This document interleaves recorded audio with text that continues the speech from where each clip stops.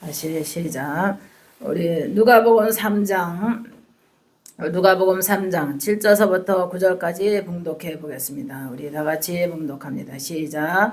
요한이 세례 받으러 나오는 무리에게 이르되 목사의 자식들아 내가 너희에게 일러 장차 올 일을 아느냐. 그러므로 회개하여 합당한 열매를 맺고 속으로 아브라함이 우리 조상이라 말하지 말라. 내가 너희에게 이르노니 하나님이 능히 이 눈으로 아브라함의 자손이 되게 하리라. 이미 도끼가 나무 뿌리에 놓였으니 좋은 열매 맺지 않은 나무마다 찍어 불에 던지니라. 아멘. 살아계신 아버지, 이 시간에도 하나님께 기도합니다. 오늘 말씀을 들고 섰사오니 주의 영이 함께하여 주시옵소서. 전하는 자나 듣는 자나 아버지 일치된 성령의 역사하신 거 인도하심으로 은혜 내려 주시기를 원하며 감동되게 하시고 은혜되게 하여 주옵소서. 주님 함께 주시리라 믿고 예수님의 이름으로 기도합나이다. 아멘.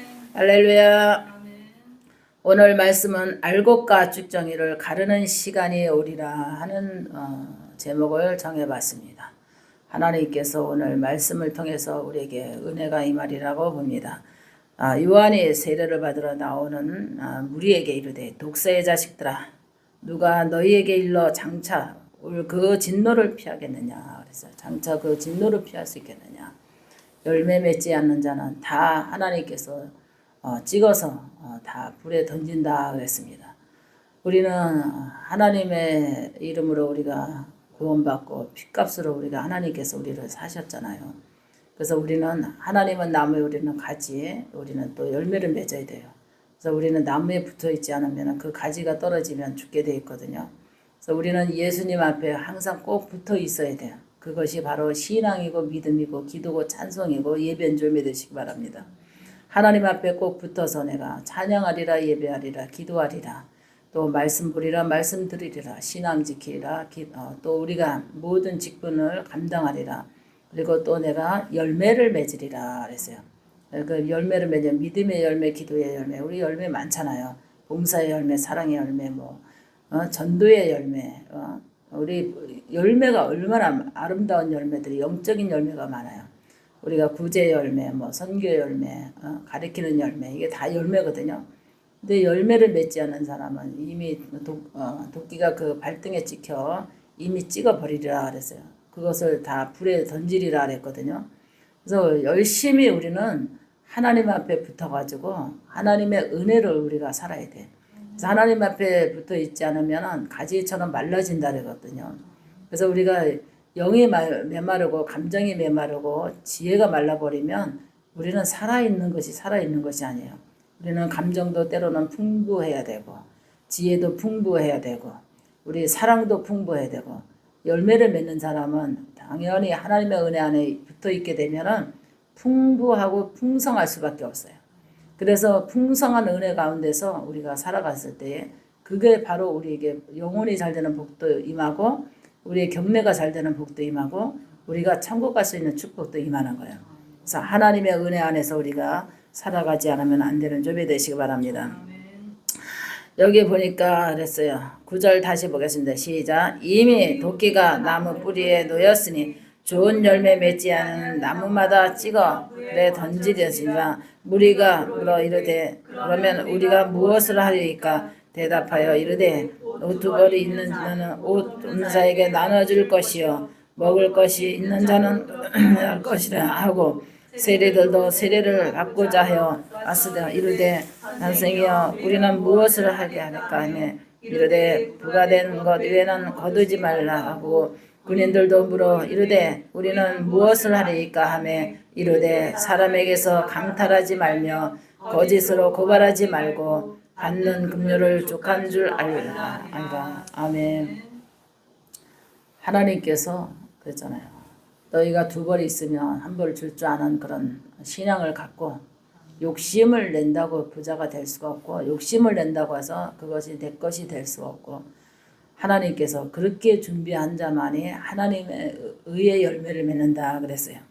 의의 열매를 맺는 것이 하나님의 진리라 그랬어요. 그런데 모든 것이 우리가 거두지 말라자. 그래서 우리 하나님께서 그러잖아요. 레위기를 보면은 농사를 짓고 나면 다 추수를 하잖아요. 그런데 기탱이는 다 남겨놓잖아요. 가난한 자를 위해서. 그래서 다 거두지 않는 거예요. 그래서 우리 이 시대에도 우리가 하나님께서 왜 악인을 내버려 두느냐, 어? 왜 악인을 저렇게 내버려 두고 하나님께서 의인만 살려주면 좋겠는데 악인은 왜 저렇게 내버려 두냐 이렇게 생각할 수 있는데요. 다 하나님께서 그때까지 가라지는 내비두라 그랬어요. 자라게 내비두라. 때가 되면 다 거둬들일 때가 있느니라 그랬어요. 그래서 사람들이 하나님 왜 저런 사람들에는 벌을 내리지 않고 저런 나쁜 사람들에게는 왜 저렇게 하나님께서 잠잠하실까? 하나님 살아계시다면 이런 말 사람들이 안 믿는 사람이나 믿는 사람들도 하기도 하는데요. 신앙이 깊은 사람은 또 그런 말을 안 해요. 다 주님의 때에 맞춰서 하나님께서 알곡과 쭉정이를 거두는 시간이 오리라 그랬어요. 할렐루야. 누구에게도 시간이 오는 거예요. 우리는 악한 사람에게만 오는 것도 아니고 우리가 의로운 사람에게도 우리 피할 수 없는 시간이 오고 우리가 다 누구에게도 목사님에게도 오고 성도에게도 오고 다 오게 돼 있어요. 할렐루야. 15절 보겠습니다. 15절 시작. 백성들이 바라고 기다림으로 모든 사람들이 요한은 혹 그리스도이신가 심중에 생각하니 요한이 모든 사람에게 대답하여 이르시되 나는 물론 너에게 세례를 베풀었거니와 나보다 능력이 많으신 이가 나니 나는 그의 신들지도 분명하지 못하겠노라. 그는 성령과 물로 너에게 세례를 베푸실 것이요. 하나님께서 우리가 육으로 세례를 받잖아요. 육신으로 우리가 세례 입교인이 되면 시간이 되고 이제 목사님의 이제 집례에 따라서 세례를 받잖아요. 그 후에 이제 우리가 교인이 됐다, 세례 입교인이 됐다, 교회 성도가 됐다 해가지고 이제 세례 증서를 줘요. 근데 우리는 세례 증서를 교회인들의 세례 증서 안 받은 사람 없어요. 애기들도 유아 세례 받고 또 이제 한 14살이나 또 이렇게 이제 초등학교 이제 6학년 정도 되고 중학교 1학년 되면 거의 세례를 다 받거든요. 세례 입견이 다 돼요. 그래서 그 안에 이제 신앙으로 이제 세상 사람하고 구별되게 구분되게 이렇게 자랄 수 있도록 심령이 자랄 수 있도록 하나님의 말씀을 들으면서 예배를 들으면서 자라는 것이 뭐냐? 알곡이 되는 거예요. 경건한 능력으로 자라요. 그 다음에 하나님의 신앙의 지혜로 자라요. 그 다음에 영적으로 성숙해져요.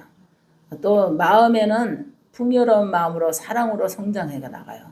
그래서 긍휼히 여기는 마음과 불쌍히 여기는 마음과 남을 배려하는 마음과 섬기는 마음을 하나님께서 그 은혜 안에서 자란단 말이에요. 그래서 이 무성한 그 곡식같이 자라서 열매를 자라서 때가 되면은 다 하나님께서 거둬들이는데 시간이 되면은 다 거둬들여요.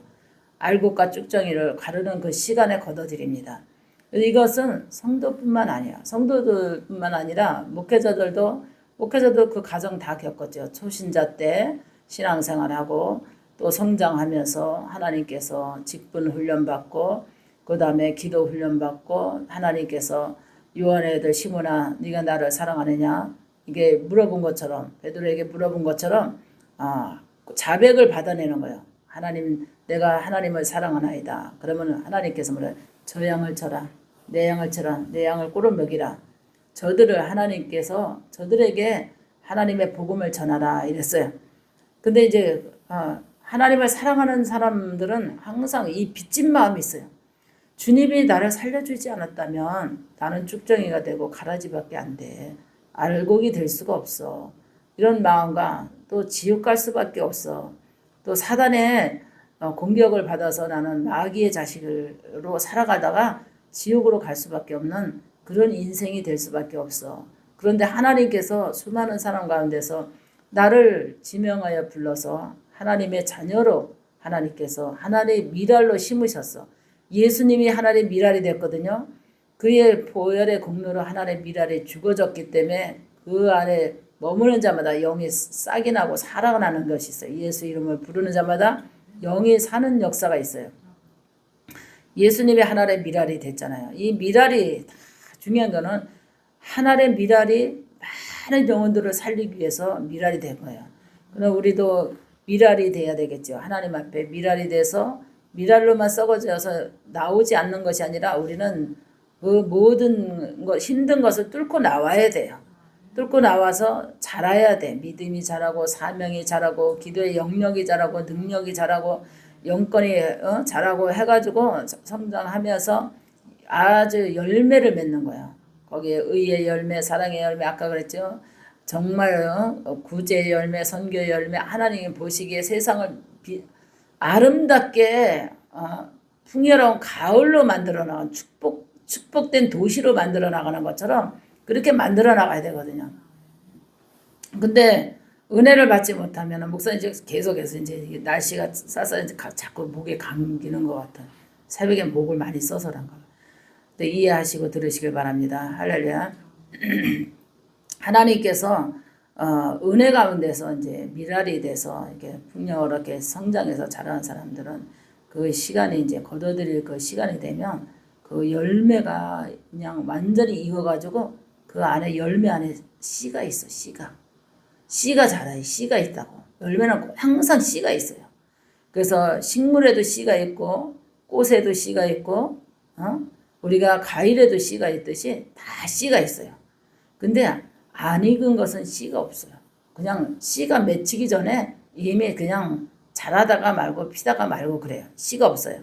그리고 반드시 씨가 있거든요. 씨가 연물고 열매가 다시 열매를 다시 심어서 열매를 나올 수 있는 그렇게 씨가 단단하게 연결어야 돼요. 그래서 하나님이 우리는 다윗의 자손의 씨라 그러잖아요. 우리는 하나님께서 영적인 하나님께서 우리에게 허락해 주셨기 때문에 우리는 믿음으로 자라서 믿음의 계자시만한 믿음만 있어도 저 산을 들어서 바다에 던진다 그러잖아요. 믿음의 계자시만한 믿음이도. 근데 우리가 기도하면서도 계자시만한 그 믿음의 씨가 없어서 응답을 못 받는 거예요. 그러다 보니까는 하나님이 왜 이러시냐, 나를 버리셨냐, 하나님은 나를 사랑 안 하시냐, 뭐 이러면서 하나님 앞에 불만 불평. 왜냐면 어리석은 떼를 쓰는 것 같죠. 어리석은 떼를 쓰는 것 같아. 하나님께서 뭐랬어요? 하늘의 미랄이 썩어져서 그게 다 자라서 씨를 맺고 계자시만한 믿음만 있어도 다 능력으로 다 저 산을 들을 수 있는 능력을 준다 그랬거든요. 근데 그런 능력과 영권이 없는 것은 믿음을 지키지 않았고 씨를 맺지 못했고 열매를 맺지 못했고요. 그래서 하나님이 열매 없는 거, 씨앗 없는 것은 다 타작기에다가 갔다가 이게 타작기에다 돌려버려요. 돌려버려가지고 거기서 이제 알곡과 쭉정이를 가르는 거야. 쭉정이는 다 불속에 던지고 알곡만, 씨앗만, 알곡 씨앗만. 우리 그러잖아요. 창고에 씨앗을 들이잖아요. 그죠? 배씨, 옥수씨, 그지? 뭐 감자씨 다 씨라고 배워요. 그래서 알곡은 씨거든요. 씨 열매를 다 걷어져서 창고에 들이는 거예요. 근데 이 씨앗을 맺지 못한 쭉정이는 다 그 시간에 다 불속에 던지는 거예요. 이것이 바로 지옥을 말하는 거예요. 그래서 우리는 성도나 목회자나 똑같은 정말 정신을 차려서 열매를 맺으리라. 내가 다윗의 자손 예수여 나를 불쌍히 여기시고 긍휼히 여기시고 하나님께서 주님이 하늘의 미랄이 된 것처럼 우리도 믿음의 미랄이 돼서 씨를 맺는 열매를 맺는 축복을 하나님께서 구하고 기도하고 하나님의 뜻이 무엇인가 열매 맺는 비결은 무엇인가 하나님 앞에 성경을 보면서 기도를 하면서 우리가 믿음을 지켜야 되는 좀이 되시기 바랍니다. 할렐루야. 기도합니다. 살아계신 아버지 오늘도 하나님의 은혜 속에서 아버지 하나님 말씀으로 우리 교훈이 되게 하시고 진리가 되게 하시고 아버지 하나님 승리할 수 있도록 도와주시옵소서. 알곡과 쭉정이를 가르는 시간이 오리라 했사오니 하나님 아버지 우리는 열심히 기도하게 하시고 열심히 하나님의 뜻을 받들어 아버지 믿음으로 전진해 나갈 수 있도록 도와주시고 아버지 가을의 풍성한 열매와 그 안에 씨앗을 맺는 것처럼 하나님 우리는 영적인 다윗의 자손의 아버지 하는 자녀로서 하나님 우리는 믿음의 씨앗을 굳건히 맺어 나갈 수 있도록 도와주시옵소서. 성령님이 함께 주시리라 믿고 예수님의 이름으로 기도합나이다. 아멘.